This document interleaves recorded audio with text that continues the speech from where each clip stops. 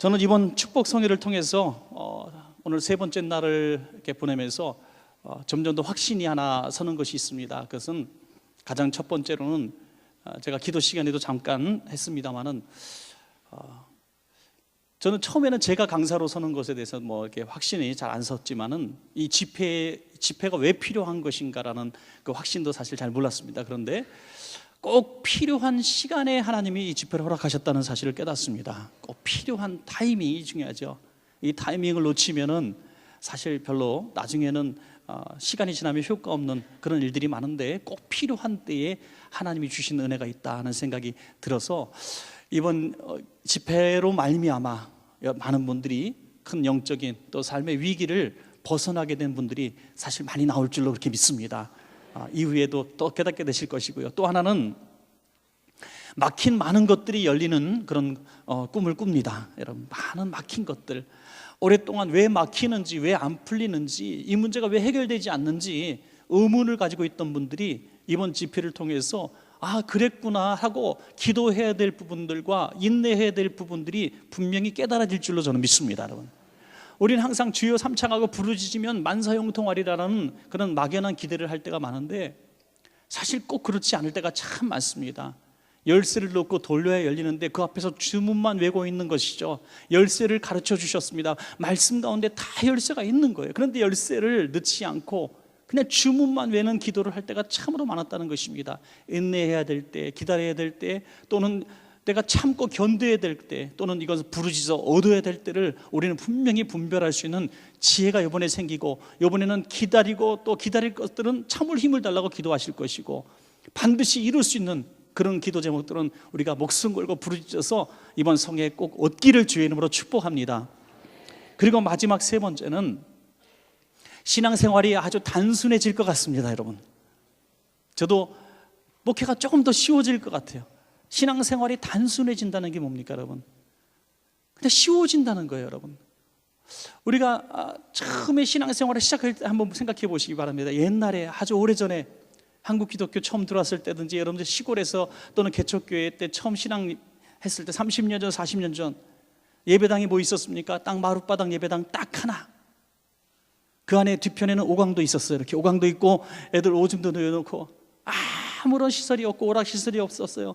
그냥 그 예배 드리는 그 순간밖에 없었습니다. 기도하는 순간밖에 없었습니다. 그러나 누구보다 뜨거웠고 누구보다 행복했고 그 예배 나오는데 목숨을 걸었던 시절이 있지 않았습니까, 여러분?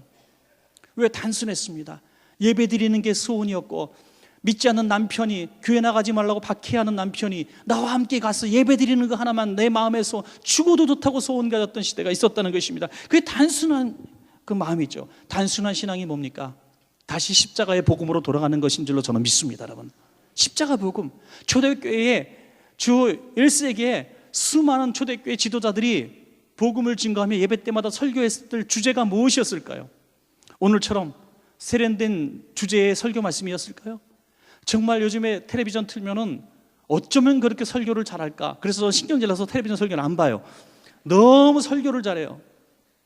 정말 정치, 역사, 사회 모든 다방면에 박식한 목사님들이 얼마나 많은지 쭉 풀어가지고 아주 기가 막힌 아름다운 소재의 또 아름다운 드라마 같은 아주 스토리를 만들어가면서 얘기를 하는데 1시간, 2시간이 정말 박수를 치며 듣고 싶은 그런 아름다운 메시지가 많아요.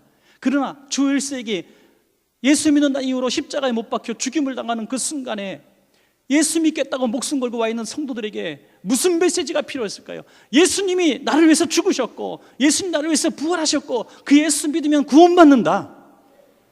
이 복음의 진리 외에 무슨 진리가 필요했겠습니까, 여러분?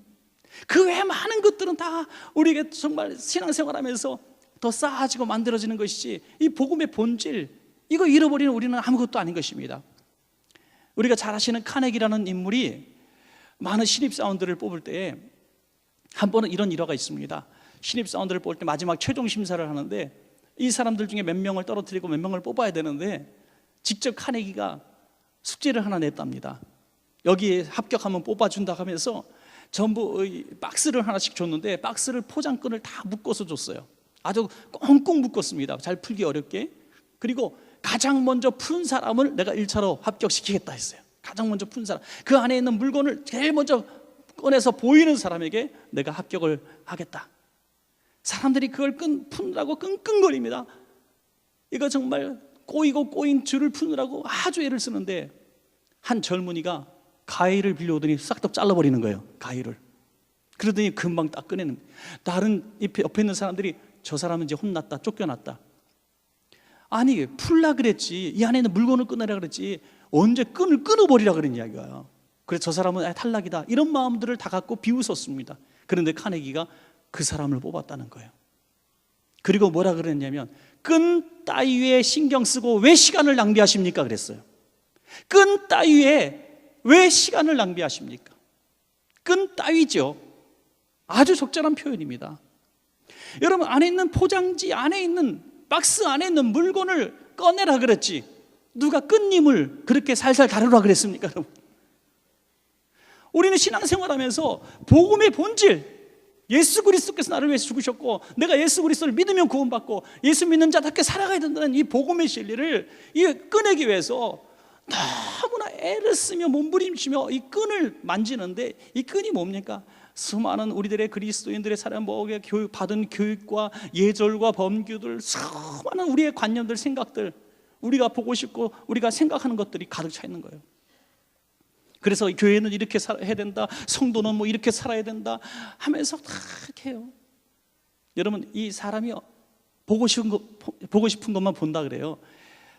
엘리베이터가 너무나 속도가 느렸습니다. 그래서 직원들이 이 엘리베이터 속도 좀 올려달라고 계속 진정을 넣습니다. 그래서 속도를 올리려고 했더니 너무나 돈이 많이 드는 거예요. 근데 한 여직원이 발상의 전환을 가져오게 해서 거기다가 거울을 부착시켰습니다. 거울을. 그랬더니 엘리베이터가 늦는다고 하는 사람이 한 명도 없어요. 엘리베이터 딱 들어가자마자 꺼내가지고 짝기 이렇게 머리 만지고 그렇게 온메미스 만지고 이러다 보니까 시간이, 야, 그렇게 시간이 없는 분들도 거울을 보면서, 저는 정말 미스테리 중에 하나가 거울을 보면서 시간을 아주 많이 갖는 사람들이, 봐도 예쁘신 것 같아요. 그죠? 봐도 괜찮은 것 같아요. 그러니까 자꾸 보시죠. 예. 오죽 보다 못하니까 핸드폰 액정으로도 얼굴을 보고 있더라고요. 참. 그러니까 사람이 보고 싶은 것만 보는 거예요. 한 사람이 지나가는데 어떤 사람 머리핀만 보고요, 어떤 사람 구두 뒤꿈치만 보고, 어떤 사람 옷만 보고, 어떤 사람 헤어스타일만 봐요, 어떤 사람 안경만 봐요. 안경 만드는 사람 안경테 봐요. 시계 보는 사람 시계를 보고요, 넥타이 보는 사람 넥타이만 봐요. 왜? 자기가 보고 싶은 것만 보는 것이죠. 여러분, 우리 신앙생활에서는 우리가 보고 싶은 것만 봐서는 안 된다는 거예요. 보고 싶은 것만 보는 게 아니라 예수님께서 보여주신 확실한 것만 보면 되는 것이죠. 그것이 바로 복음의 진리인 줄로 믿으시기 바랍니다. 여러분, 오늘도 이 본문을 통해서 우리는 그 사실을 깨닫게 되는 것입니다. 오늘 본문을 보시면 이제 아브라함이 가나안 땅으로 돌아와서 롯과 함께 수많은 목동들을 거느리고 이제 양을 칩니다. 이 롯은 아시는 대로 정말 일찍이 정말 부모님을 여의었는지 아브라함의 보호를 받고 자라죠. 조카입니다. 그래서 같이 항상 따라다녔어요. 같이 왔는데 사실 어릴 때부터 같이 있었을 텐데 롯에게 무슨 재산이 있겠습니까? 그런데 오늘 본문을 보니까 롯에게도 수많은 재산이 있고 목동들이 있었다는 거예요. 그것은 아브라함이 착취를 하지 않고 고유한 권한을 주고 물질을 주었다는 증거죠. 그래서 이렇게 잘 대해줬습니다. 독립할 수 있는 능력까지 키워줬습니다. 그런데 이제 조그만 땅덩이 안에서, 이 가나안 땅덩이에서 같이 지낼 수가 없기 때문에 먼저 롯에게 이야기를 합니다. 야, 네가 왼쪽으로 가면 내가 오른쪽 가고, 네가 오른쪽 가면 내가 왼쪽으로 할게. 네가 먼저 좋은 땅을 선택하거라. 이렇게 마음 넓은 삼촌이 어디 있습니까? 그러나 이렇게 하라고 이야기를 했습니다. 그때 롯은 요단 지역의 소돔 땅 쪽을 바라보게 됩니다. 그쪽은 성경에 말씀하시기를 멸하시기 전용도로 여호와의 동산 같고 애굽 땅과 같았더라. 너무나 좋은 땅이야, 비옥한 땅이었다는 것이죠. 그러나 롯이 그 땅을 바라봤던 진정한 이유는 그냥 비옥한 땅 그것뿐이었지, 그가 영적으로 어떤 땅인가를 보지 못했습니다. 자기가 보고 싶은 것만 본 거예요. 우리가 보고 싶은 게 뭡니까? 월급 얼마 주는 직장이냐, 내가 이곳에 들어가면 잘 될 거냐, 내가 이 상황에 들어가면 내가 어떻게 처신해. 항상 보고 싶은 거를 보는 거예요. 내가 하고 싶은 거를 보는 거죠.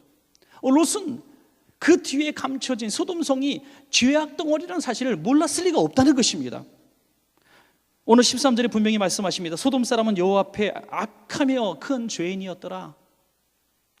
여호와 하나님 앞에 악하고 큰 죄인, 그 인근 백성들이 다 아는 사실입니다. 그러나 롯은 소돔성이 악한 사람이 가득했지만 그것을 보기를 거절했습니다. 오히려 그 땅이 비옥한 땅이었더라라는 것만 보기를 원했던 것이죠.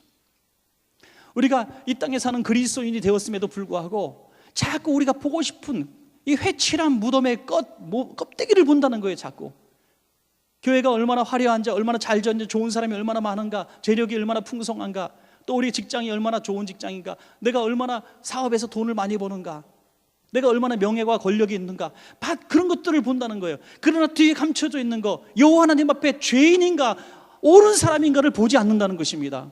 우리의 눈이 확 뒤집어져 가지고 이 표면 속에 이것들이 드러나야 정직한 신앙생활을 할 수가 있는 것입니다. 여러분, 정직해야 됩니다. 신앙생활, 그 본질, 주님께서 바라보시는, 주님께서 꿰뚫어 보시는 그 시선을 우리가 갖지 못하면 우리는 롯처럼 소돔 땅을 택하면서 살 수밖에 없는, 우리 육신을 이 땅에 불붙이고 사는 사람이 될 수밖에 없다는 거예요. 지금까지 비록 우리가 육신의 눈으로 껍데기를 보며 선택해 왔다 할지라도 우리는 사실 그 본질 속에 마음속에 아픔이 있었어요. 아, 저긴 악한 땅인데, 해서는 안 되는 일인데. 여러분, 그랬다면 이번 성년에 오늘 마지막 세 번째 집회를 통해서 이 잘못된 롯의 시선을 벗어나시고 하나님의 관점에서 우리의 거할 땅을 분별할 수 있기를 주의 이름으로 축원합니다. 여러분, 사실 우리의 눈은 늘 죄 짓는 곳을 본능적으로 향하게 되어 있는 것입니다. 우리는 고칠 수가 없어요. 우리가 아무리 믿음 좋은 사람이라 할지라도 우리 자녀가, 그것도 공부도 제일 잘하는 자녀가 저 목사하면 안 돼요? 그럼 야, 그거 말고 딴 거 좀 하면 안 되냐? 저 막내 제일 공부 못하는 걔가 한다면 내가 하는데, 아빠 저요 정말 NGO 되고 싶어요. NGO가 뭐냐? 좋은 거냐? 아니요, 아프리카 가서 봉사하는 거예요. 그거는 70 넘어서 은퇴해서 가는 거야. 너는 지금 돈 열심히 벌어서 선교하고 구제해야 돼. 그럴듯하지만은 그 마음속에 네가 아프리카 가면 내 보고 누가 사주니, 이런 거잖아요. 그죠? 우리 정직해집시다. 여러분, 정직해져야 되죠. 믿음 좋으면 돼요 하고 사위를 골랐는데 집도 없대? 그러면 안 돼. 정직해지시기 바랍니다. 롯처럼 회칠한 무덤, 세상 것을 바라보면 여전히 우리는 합리화를 시킵니다. 합리화를. 내가 간 건요, 소돔상이 죄악이 간영한 땅인 거, 나 그건 몰랐어요. 난 그 상관없어요. 그냥 그 좋은 땅이었기 때문에, 농사도 잘 짓고 목축도 잘 되기 때문에 내가 선택한 것 뿐입니다. 내가 무슨 잘못이 있어요? 나는 목축을 해야 되는데 풀이 많은 곳에 가야 되는 거 당연한 거 아니겠어요? 롯에게도 정당성이 있습니다. 그러나 이것은 거래입니다. 거래. 사상 최악의 잘못된 거래자가 누군지 아시죠? 에서입니다. 에서. 야곱이 에서, 사냥하고 지치고 돌아온 에서에게 팥죽 한 그릇을 딱 내놓고 바꾸자는 거예요. 뭐하고 바꾸자요? 장자의 명분. 팥죽은 눈에 보이는 거고 먹으면 배부른 거예요. 그러나 장자의 명분은 손에도 걸 수도 없고 신분증도 없고 아무것도 없어요. 그러나 이 눈에 보이지 않는 것을 더 소중히 여겼던 야곱은 팥죽을 열심히 써가지고 그것과 바꾸는 것입니다. 그러나 사상 최악의 바보 같은 거래가 뭡니까? 장자의 명분은 팥죽 한 그릇을 팔아넘기는 에서라고 하는 것이죠. 왜? 에서의 눈에는 보고 싶은 것만 보이는 것입니다. 장자의 명분이 얼마나 큰 축복 덩어리인지, 장차 그것이 정말 아버지의 축복을 자기가 받지 못하게 되는 결정적인 계기가 된다는 사실을 그는 전혀 예측하지 못하고 있었다는 것이죠. 눈에 보이는 팥죽 한 그릇 때문에 그는 롯처럼 소돔 땅을 택한 롯처럼 그런 팥죽을 택했다고 하는 것입니다. 여러분, 천국은 그래서 감추인 보화인 줄로 믿습니다. 여러분, 왜 감추어 놨어요? 하나님도 참 그냥 눈에 보이게 돌덩어리 길가에 보이게 하시면 얼마나 좋아. 그걸 왜 밭에다 꽁꽁 감춰놔가지고 그거를 얻기 위하여 집도 팔고 땅도 팔고 다 팔게 만드시냐 이거예요. 감추인 보화. 우리가 그것을 보는 영적인 눈이 열리길 주의 이름으로 간절히 축원합니다. 여러분, 세상적인 눈을 갖고 살아가다 보면 우리는 계속해서 전락하게 되는데, 그 대표적인 인물 중에 하나가 저는 조세 아무개, 한 끝에는 뺐어요. 그러니까 인신공격 아닙니다. 하여튼 그분은 옛날엔 대도라는 소문이 있었어요. 그래도 나름대로 사회적인 어떤 동정심도 받았어요. 그러나 70이 넘어가지고 아직도 좀도둑이 되고 있어요. 지금은 좀도둑에다가 거짓말쟁이에요. 어떻게 하겠습니까? 성경책 들고 출소하면서 나오면서 나 그리스도인이 되었습니다. 나는 옛날에 조세형이 아닙니다. 이렇게 얘기했어요. 그죠? 아, 끝에 나와버렸네. 이건 하여입이 방정이야. 이거 참 죄송합니다, 형님. 하여튼 그렇게 얘기했던 그가 왜 그 생활을 버릴 수가 없었을까요? 그의 눈에는 어딜 가도 훔칠 것만 보이기 때문이에요. 어딜 가도 훔칠 것만 보이는데 어떻게 해요? 저 집 보니까 허술하네. 다 남의 물건이 내 물건처럼 보이는데 어떻게 해요? 여러분, 우리의 눈이 바뀌지 않으면 절대로 우리는 그리스도인의 정말 바른 삶을 살 수가 없다는 것입니다, 여러분. 그래서 오늘 우리가 눈을 택할 때는 이 아브라함의 눈을 가져야 될 줄로 믿습니다, 여러분. 오늘 본문을 자세히 보시면은 우리가 조금 생각하지 않았던 부분이 하나 나오는데 12절에 보시면 12절에 아브라함은 가나안 땅에 거주하였고 롯은 그 지역의 도시들에 머물렀으며 그 장막을 옮겨 소돔까지 이르렀더라. 이런 부분이 딱 두 사람의 거주 장소가 분별돼서 나오는데 아브라함은 어디 있어요? 가나안 땅에 거주하였다. 여러분, 이 롯은 소돔 땅을 택했지만 소돔 땅이 있는 곳에 정반대 땅을 무조건 택해야 된다는 이런 얘기는 아닙니다. 이 두 사람이 같이 충돌할 수 없는 그런 지경으로만 벗어나면 되는 거예요. 지금 아브라함이 한 얘기는 네 정반대 방향으로 내가 가겠다는 그런 의미보다는 너와 내가 멀리 떨어져서 같이 충돌하지 않는 같은 바운더리 안에서 같은 초지를 가지고 다투지 않기 위해서 내가 그 반대편으로 가든지 멀리 가든지 가겠다는 뜻이에요. 딱 너가 동쪽이면 내가 서쪽으로 반대로 똑바로 잰다는 그런 의미는 절대 아닌 것이죠. 그런데 아브라함은 가나안이 아닌 또 다른 땅을 얼마든지 선택할 수 있었다는 것입니다, 여러분. 초지가 거기밖에 없습니까? 또 얼마든지 먼 곳으로도 갈 수가 있었습니다. 그가 돌아갔던 애굽 땅으로도 돌아갈 수가 있었습니다. 얼마든지 흉년 때문에 그는 이미 애굽 땅으로 내려갔던 경험이 있는 사람이에요. 그런데 다시 가나안 땅에 와서 헤어지게 되었는데 얼마든지 택할 수 있었는데 이번에는 아브라함이 가나안 땅을 선택했다는 것입니다. 왜요? 두 번 다시 가나안 땅을 포기하지 않겠다는 것입니다. 두 번 다시 하나님의 약속을 멸시하지 않겠다는 것입니다. 기근 때문에 비록 잠시 애굽으로 내려간 경험이 있지만 이제는 다시는 눈에 보이는 것을 따라서 가지 않겠다는 거예요. 먹을 것이 있어 보이는 애굽 땅으로 내려갔던 그 경험을 다시 되풀이지 않겠다는 것입니다. 이제는 아무것도 나지 않는 땅이라 할지라도, 도저히 양을 기를 수 없는 땅이라 할지라도 나는 가나안에 정착하겠다는 것입니다. 눈이 완전히 영의 눈으로 바뀐 줄로 믿습니다, 여러분. 롯의 눈과 아브라함의 눈은 이렇게 엄청난 차이를 둔 것이죠. 인생의 판단으로 볼 때는 롯이 판정승입니다. 롯은 훨씬 좋은 평탄한 출발을 하게 되었고 아브라함은 너무나 열악한 출발을 하게 된 것입니다. 그런 상황 가운데 놓인 사람이 바로 저와 여러분 그리스도인의 삶인 줄로 믿습니다, 여러분. 세상 사람들은 하고 싶은 거 다 해도 됩니다. 아니면 말고 하면 되는 것이죠. 얼마든지 우리보다 더 세상에서 물질을 취할 수 있는 경쟁력을 가지고 있습니다. 우리는 주일날도 예배드리는데 그 사람들은 주일날도 일할 수가 있고, 우리는 주일날 술 파는 거 이런 문제들 때문에 가게 문도 살짝 닫기도 하고 참 마음의 갈등도 느끼는데 그 사람들은 더 악하고 돈만 된다면 더 그런 일들도 할 수 있는 여지가 있습니다. 물론 성품이 온유하고 좋은 사람들은 그런 일을 하지 않겠지만 대부분의 많은 사람들은 이 땅이 다기 때문에 죽은 다음에 뭐가 있겠느냐 하면서 이 땅에서 얼마든지 그런 악한 일들과 타협할 수가 있다는 것입니다. 그럼 우리는 불리한 것이죠. 그런 불리한 환경 가운데서 아브라함이 받은 복을 받아야 될 줄로 믿습니다, 여러분. 그 비결이 뭐냐 이거예요. 첫 번째로 보니까 눈을 동서남북으로 들라라는 것입니다, 여러분. 14절에 너는 눈을 들어 너 있는 곳에서 북쪽과 남쪽 그리고 동쪽과 서쪽을 바라보라. 여러분, 보라 그랬습니다. 성경에 보라 하는 게 여러 번 나오는데요, 광야에서 불뱀에 물려 죽어가는 사람들 향해서 구리뱀을 높이 듭니다. 구리뱀을 보라. 그러면 살리라. 미문학 안진뱅이가 동전통만 바라고 있을 때 베드로와 요한이 우리를 보라, 우리를 보라.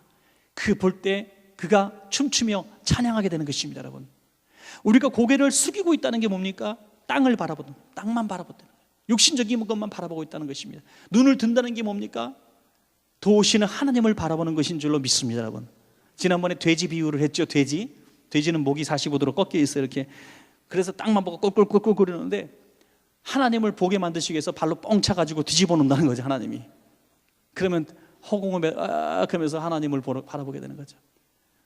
우리는 참 미련하고 어리석어서 우리가 코박고 사는 세상밖에 볼 수가 없다는 것입니다. 그래서 하나님은 때로 예상치 못했던 뒤집어짐을 허락하신다는 것입니다.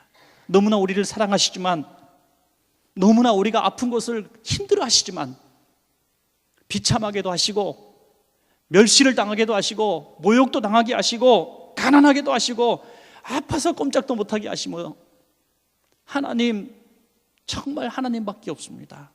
너무나 외롭고 고달픕니다.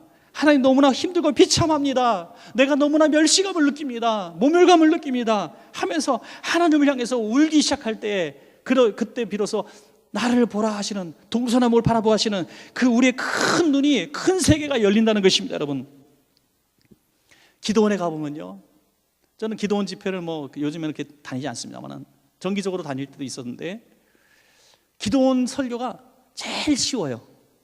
정말 쉬워요. 왜냐하면 하품만 쉬어도 아멘을 하거든요. 하품만 쉬어도 아멘. 이분들은 아멘할 준비를 하고 오신 분들이. 네.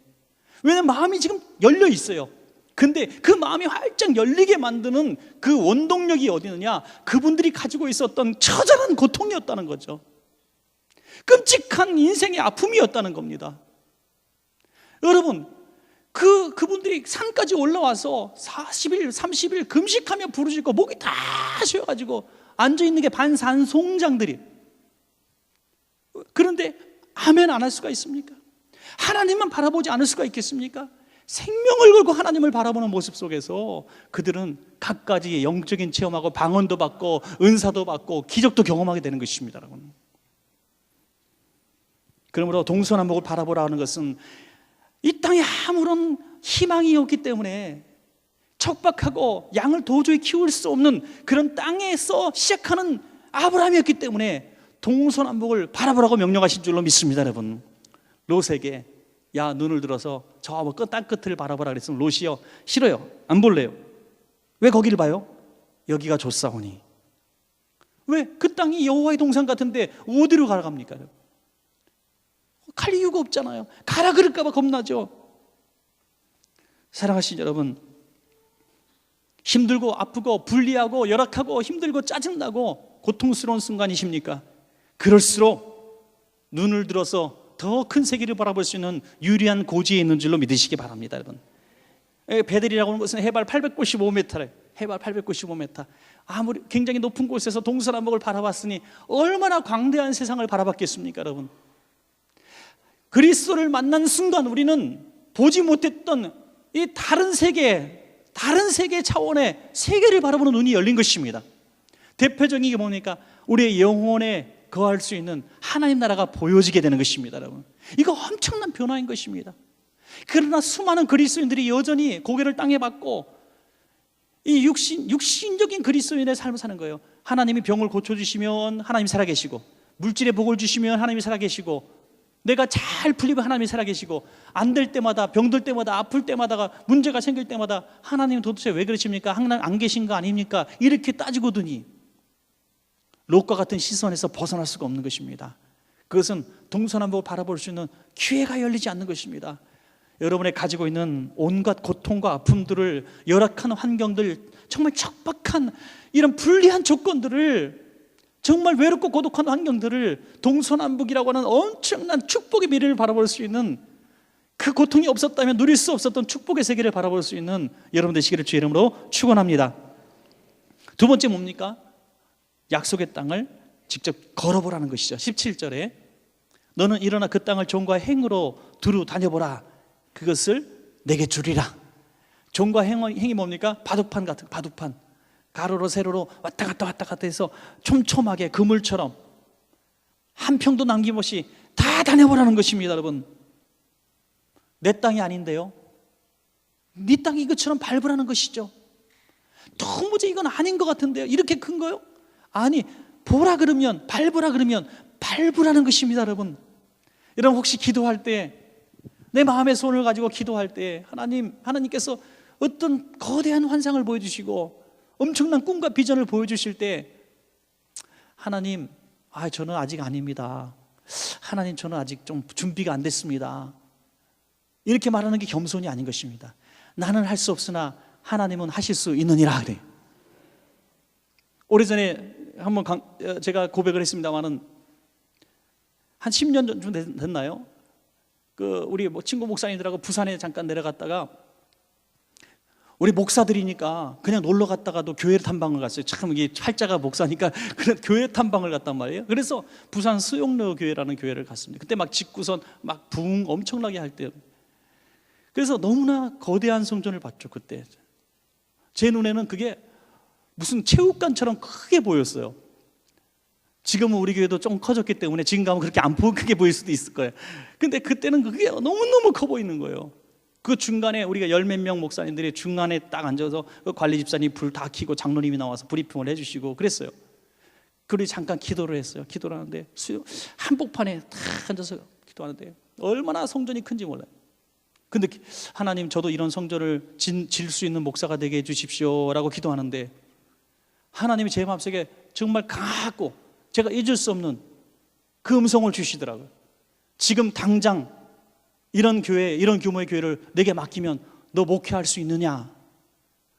그때 제가요, 지금 얼마나 제가 후회하는지 몰라요. 그때 아니요, 조금 이따 주세요 그랬거든요. 저는 아직 준비가 안 됐습니다. 왜냐하면 저는 영혼의 소중함을 그때도 조금 알고 있었어요. 준비 안 된 의사가 수술하면 다 죽이잖아요. 준비 안 된 목사가 성도만 많으면 뭐예요? 성도 다 영혼을 지옥으로 끌고 갈 텐데, 나는 그 두려움이 있었던 거죠.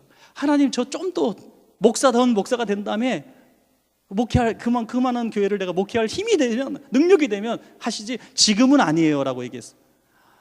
나중에 지금 되게 후회해. 하나님, 그거 번복하면 안 됩니까? 그래도 이미 늦었다 그러시는 것 같아.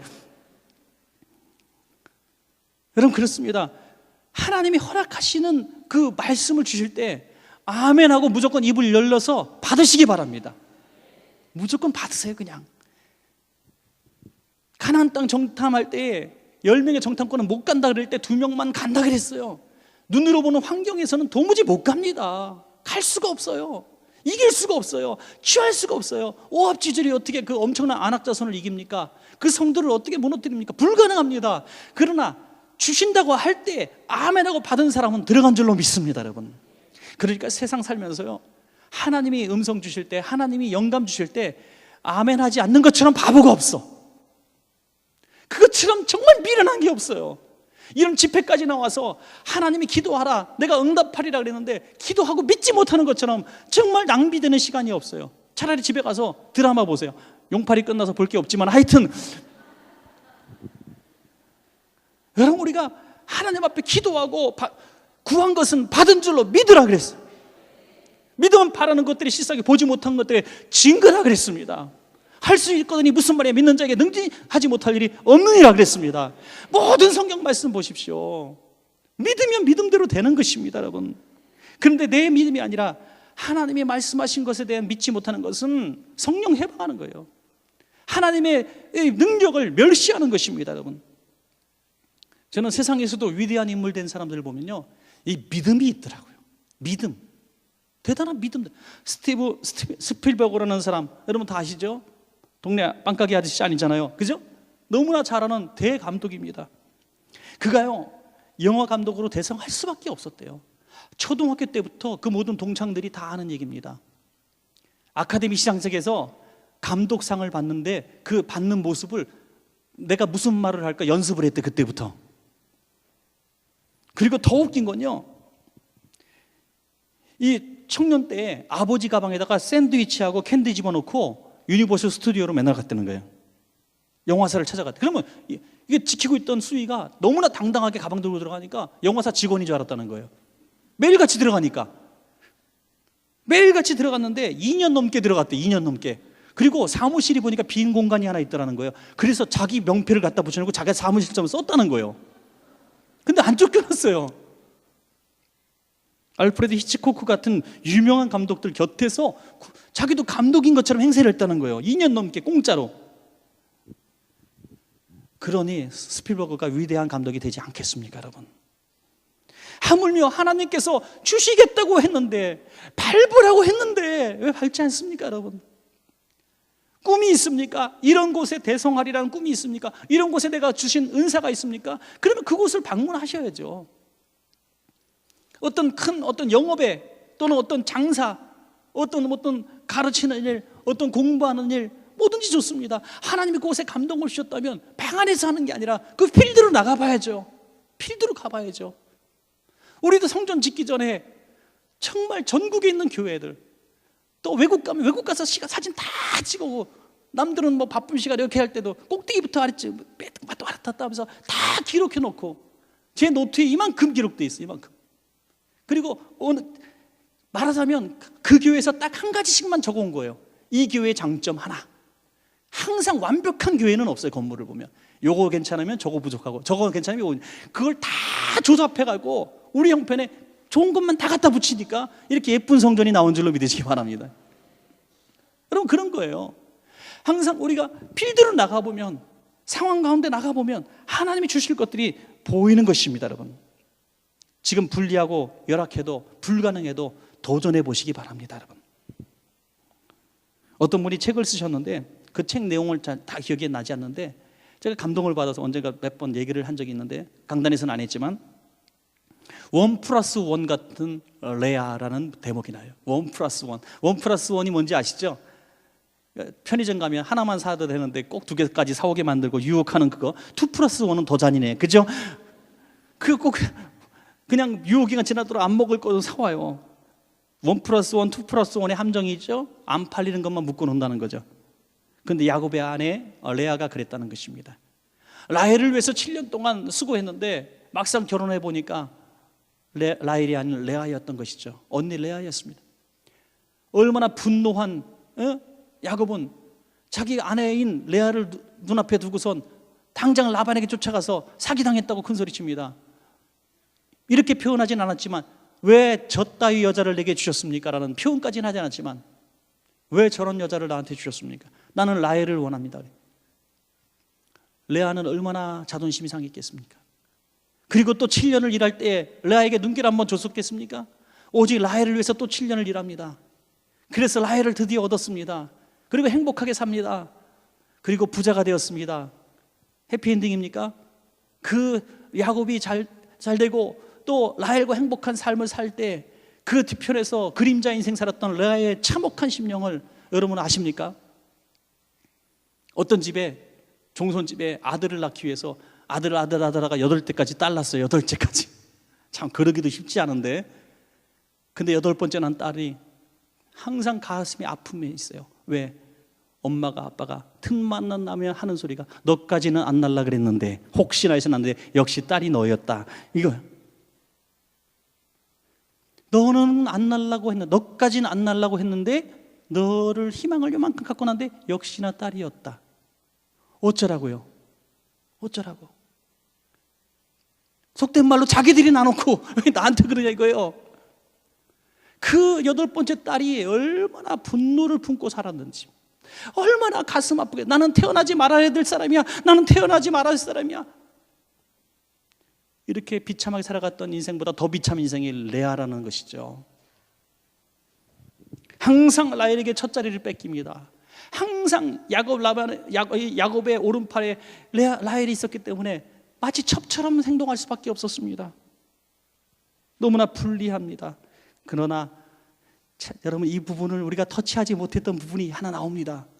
우리는 전혀 야곱이 레아를 사랑해서 7년을 버텼다는 것에 초점을 맞췄지, 레아라고 하는 인물에 초점을 맞춰서 설교를 들어본 적이 없습니다. 창세기 29장 31절에 여호와께서 레아가 사랑받지 못함을 보시고 그의 태를 여섰으나 라헬은 자녀가 없더라. 뒤집어지는 역사가 일어나는 것입니다. 역전의 역사가 일어나는 것입니다. 우리가 레아입니까? 그림자 인생입니까? 엑스트라입니까? 멸시를 당하고 천대를 당하고 아무것도 할 수 있는 것이 없고, 사랑하는 남편을 눈앞에 두고도 동생에게 항상 자리를 빼앗길 수밖에 없었던 저 하류 인생입니까? 그러나 하나님께서 그 약한 레아를 보셨듯이 왜 저와 여러분을 보지 않으시겠습니까? 우리가 열악하지만 부족하지만 하나님은 레아에게 라헬에게 없는 자식을 주셨던 것처럼 하나님 우리를 긍휼히 여기실 때 축복이 있을 줄로 믿습니다. 그리고 그 끝에 해피엔딩으로 끝나게 됩니다. 야곱이 죽을 때가 되었을 때 레아 곁에서 묻히기를 원했다는 것입니다. 여러분, 조상들의 묘지에 레아가, 조광지처 레아가 아름답게 묻히게 되는 것입니다. 여러분, 이 땅에서 비록 그림자 인생으로 산다 할지라도 저 하나님 나라에서 우리는 가장 좋은 귀한 자리에 있게 될 줄로 믿습니다. 여러분, 그러므로 이 땅에 살아갈 때 우리는 절대로 약하지 않다, 우리는 절대로 멸시받는 존재가 아니다, 종과 행으로 막 걸어 다니시기 바랍니다. 하나님의 땅, 창조주 하나님이 지으신 이 땅, 하나님이 다 간섭하시는 이 땅에 우리 걸어보라고 하는데 왜 걷지 못합니까? 큰 꿈을 꾸십시오. 여러분, 큰 꿈을 꾸십시오. 여러분, 지금의 시기일보다 갑절이나 내기를 꿈꾸십시오. 여러분, 지금보다 갑절이나 건강해지실 걸 꿈꾸고, 지금보다 갑절이나 신앙이 더 뜨거워질 걸 꿈꾸시고, 여러분, 지금보다 갑절의 축복을 받을 것을 믿으시기 바랍니다. 마지막으로는 감사하며 제단을 쌓는 것입니다. 여러분, 18절 후반절에 보시니까 거기서 여호와를 위하여 제단을 쌓더라. 여러분, 이 아브라함은 어디 가나 예배를 드리는 사람이에요. 세겜에서도 제단을 쌓고 베델에서도 제단을 쌓고 오늘 헤브론에서도 단을 쌓습니다. 어디 가든 제단을 쌓는 사람이에요. 그런데 오늘 그 앞에 뭐라고 써 있습니까? 여호와를 위하여 제단을 쌓더라. 지금 아브라함이 부자가 됐습니까? 지금은 여전히 불안하고 여전히 불리한 첫 출발을 앞두고 있습니다. 확실한 건 하나도 없어요. 그러나 아브라함은 여호와를 위하여 예배를 드렸다는 것입니다. 감사 예배를 드린 것입니다. 빌립보서 4장 6절에 아무것도 염려하지 말고 어떻게 기도하라고요? 감사함으로 너희 하나님께 아뢰라. 할렐루야. 감사함으로 하나님께 아뢰라. 뭡니까? 감사함으로. 다니엘이 사자밥이 되기 직전에도 여호와 하나님께 감사하였더라 그랬어요. 바울과 실라가 빌립보 감옥에서 처참하게 매를 두들겨 맞고 내일 아침 죽을 수밖에 없는 환경 가운데서 그 여호와 하나님을 찬양하였더라 그랬습니다. 여러분, 이것이 바로 아브라함의 믿음이었고 복받는 믿음인 줄로 믿습니다. 여러분, 그러므로 안 될수록, 열악할수록, 병들수록, 힘들수록 감사 예배 드려버리십시오. 그냥 할렐루야. 이 감사해보는 거예요. 그냥 감사해.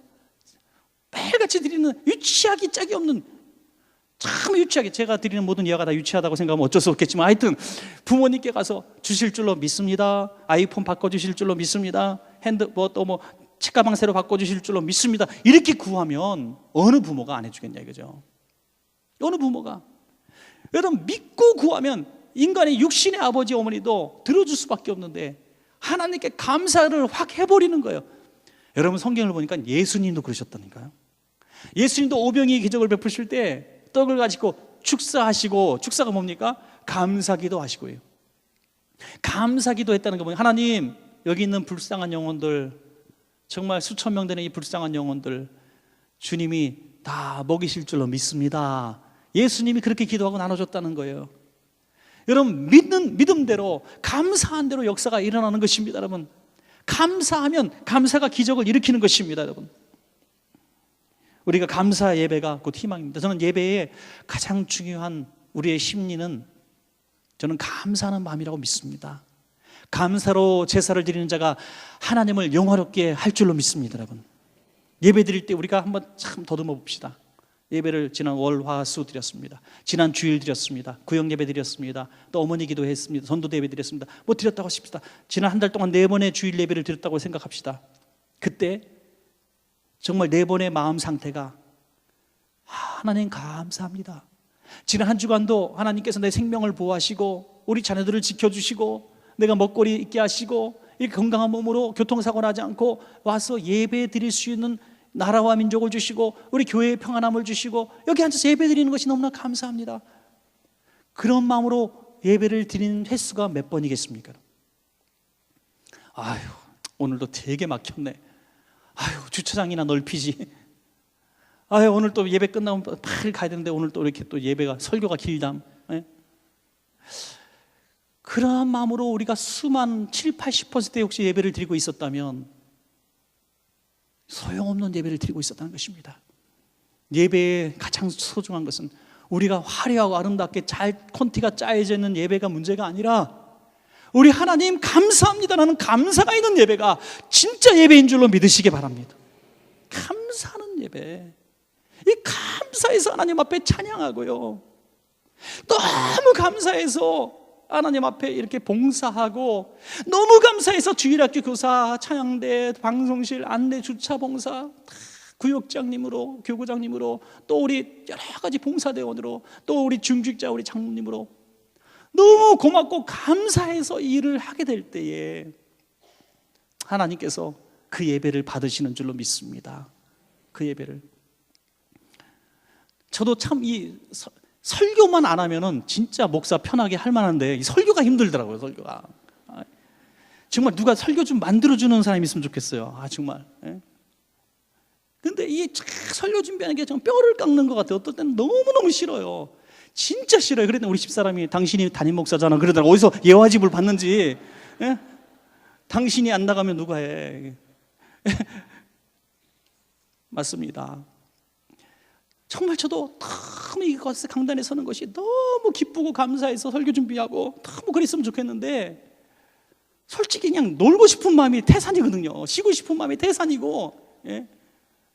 저도 그렇잖아요. 젊디 젊은 청년이잖아요, 제가. 그러니까 놀고 싶고 즐기고 싶고 그냥 쉬고 싶고 그냥 맨날 그런 것들이 제 눈에 있어요. 그거 절제하고, 특별히 그냥 막 성질 나는 일 있어도 참아야 되고, 특별히 연희동이 바운더리 안에 딱 들어오면은 누가 이상하게 운전해도 먼저 가세요. 완전히 딴 사람으로 별변하는 제 모습을 보는 거예요. 제가 완전히 이중 다중인 것 같아요. 그런데 여러분, 이게 제가 목회를 했기 때문에, 원천교회 담임 목사로 있기 때문에 하나님이 나를 만들어 가신 것을 이제야 깨닫게 되는 것입니다. 여러분, 만약에 제가 목회자가 아니고 이곳에 목회를 하지 않았더라면 저는 술, 담배 때문에 옛날에 죽었을 수도 있어요. 왜? 간이 별로 안 좋고 뭐 건강이 안 좋고 위가 안 좋으니까, 안 좋은 거 투성이. 그러니까 벌써 죽었을 거라는 생각이 들어요. 그런데 목사니까 여러분들 보면 시험 들까 봐 술, 담배를 제가 끊었거든요. 그래서 안 먹고, 그리고 또 이렇게 싸움박질을 할 수 있습니까? 제가 길거리에서, 원천교 담임 목사 길거리에서 운전하다가 뒤집어 싸운다, 그러면 안 되잖아요. 또 참아야 되고. 언젠가부터 제 기도가 그렇게 조금씩 바뀌더라고요. 누가 정말 이상한 짓을 하고 제게 승리를 나게 하고 없는 말 하고 그럴 때면 정말 왜 인간이 저럴까?